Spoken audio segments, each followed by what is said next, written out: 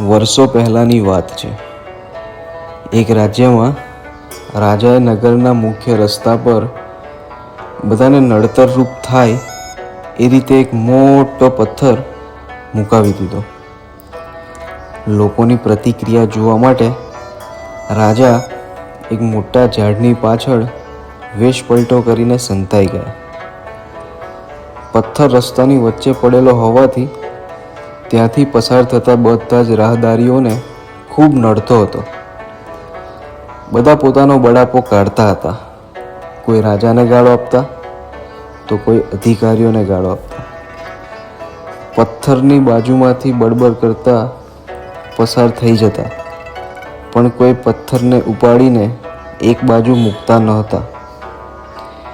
એક સામાન્ય મજૂર જેવો માણસ પોતાના ખભા પર મોટો ભાર લઈને જતો હતો. એને આ પથ્થર જોયો એટલે એ ઊભો રહી ગયો. પોતાના ખભા પરનો ભાર બાજુમાં મૂકી એ પથ્થર હટાવવાનો પ્રયાસ કરવા લાગ્યો. આસપાસથી પસાર થતા ઘણા લોકો જતા હતા, પણ કોઈ એની મદદ કરવા માટે આવતું ન હતું. હિંમત હાર્યા વગર એને પોતાના પ્રયાસો ચાલુ રાખ્યા અને અંતે એણે એ પથ્થર હટાવ્યો.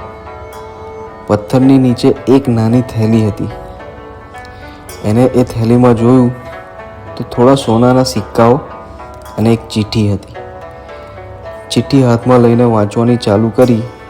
એમાં લખ્યું હતું, આ પથ્થર હટાવનાર મારા નગરના આદર્શ અને મહેનતકશ નાગરિકને નાની એવી ભેટ. મિત્રો, જીવનમાં આવતી દરેક અડચણો સ્થિતિ સુધારવા માટેની એક ઉમદા તક પૂરી પાડે છે.